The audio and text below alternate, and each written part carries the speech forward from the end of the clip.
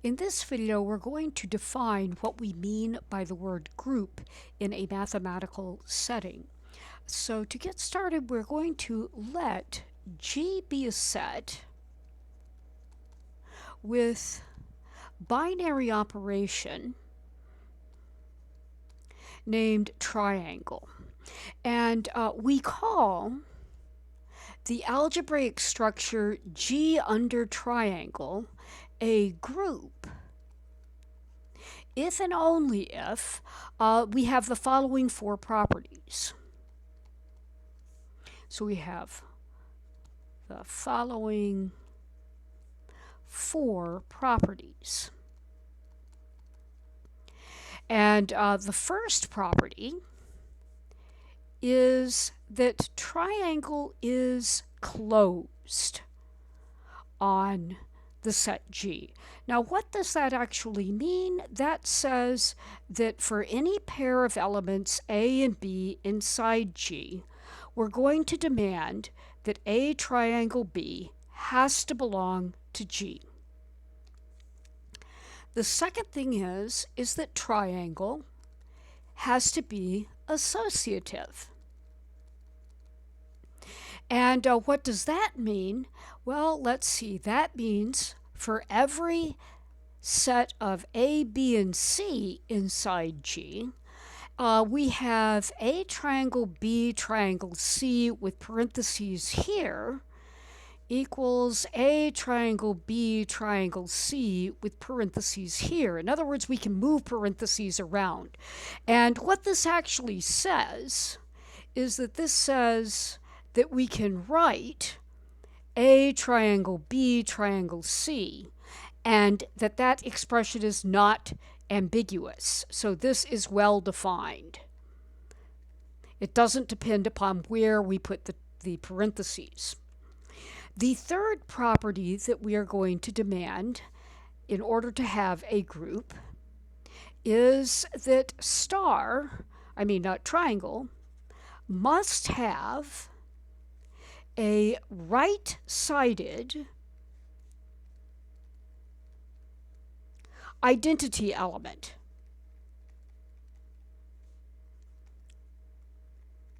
And this identity element has to be inside G.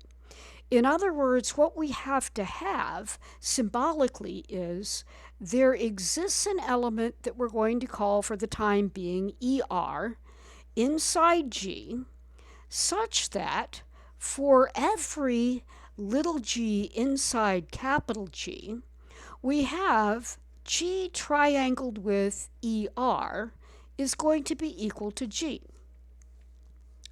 And the fourth property that we are going to demand for a group is that every element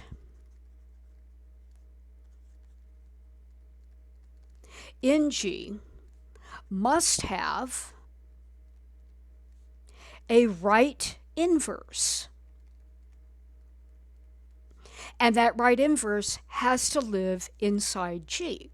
And what this means symbolically is the following.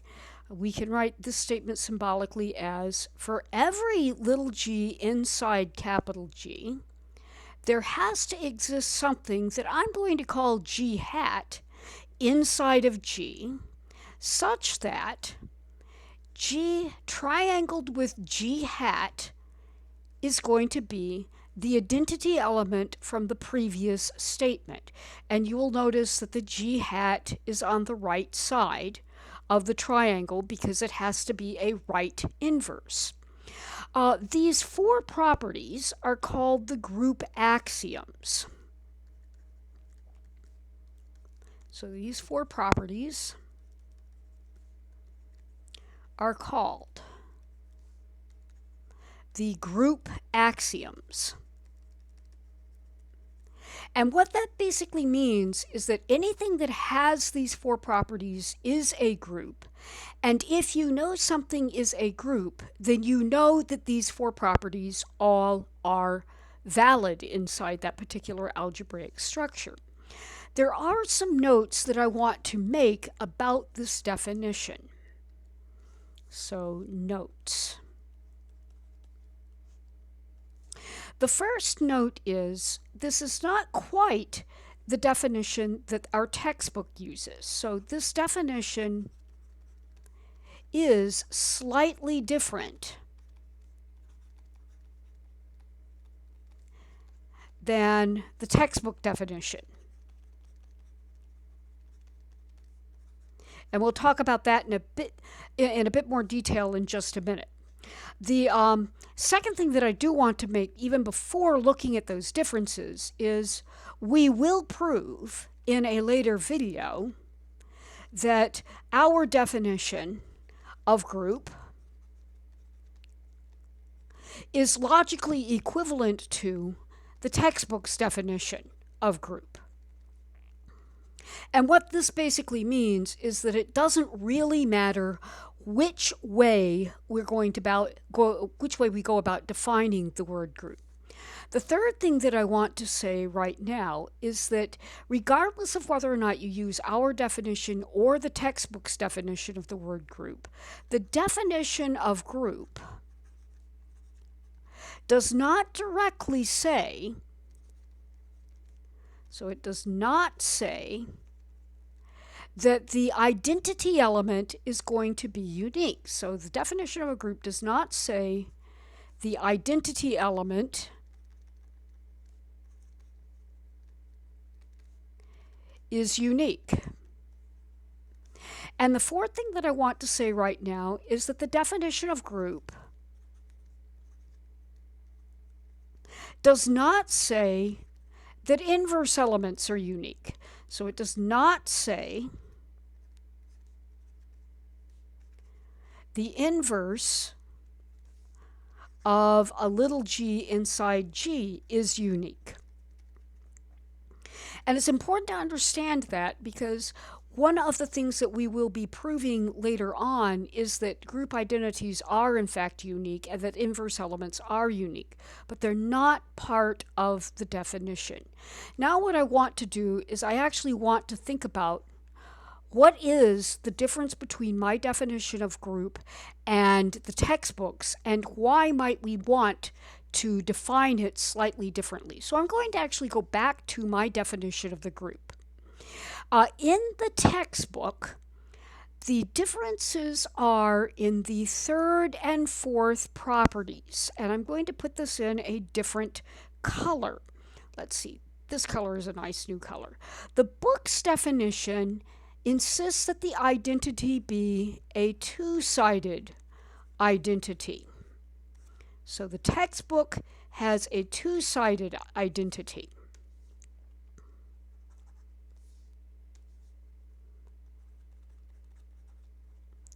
And if you look very closely inside the book, the textbook's definition of a group insists that the inverse elements be two-sided. So this right inverse is replaced with a two-sided inverse. Now, why might we be interested in weakening the textbook's definition from two-sided identity and two-sided inverse to right-sided identity and right-sided inverse? I want to actually think about why we might want to do that. So let's look at that for just a minute. Why should we weaken the textbook definition? And I'm going to kind of draw a line. So that's not a good line. So let's draw the line again.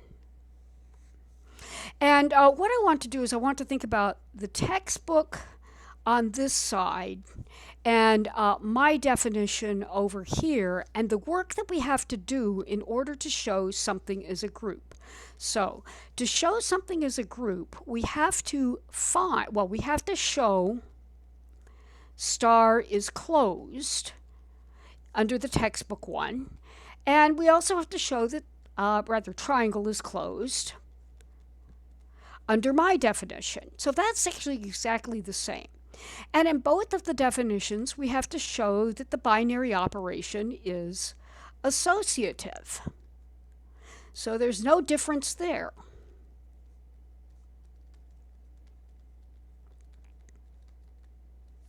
But now comes a difference. In the book's definition, we have to show that there is an E inside G such that for every element inside G, we have two things. We have to show G triangle E is equal to G, and we have to show E triangle G is equal to G. And we do not have commutativity, so these are not givens. In our particular definition, all I have to do is to find an E inside the group such that G triangled with E is equal to G. In other words, this is half the work. And then finally, in the book's definition, we have to show that inverse elements are also two-sided. So we have to show that for any little g inside group G, we can find a G hat inside G such that G triangled with G hat is equal to E, and we have to show G hat triangled with G is equal to E. Whereas with our definition, all we have to do is that we have to show for any G inside G that we can find a G hat inside our group G such that G triangled with G hat is equal to E. In other words, again, this is 1/2 of the work that is required for the book's definition of group. And that's why I want to introduce this particular definition of group, is it saves us a lot of work when we are trying to verify something as a group, and we'll see that in the next video.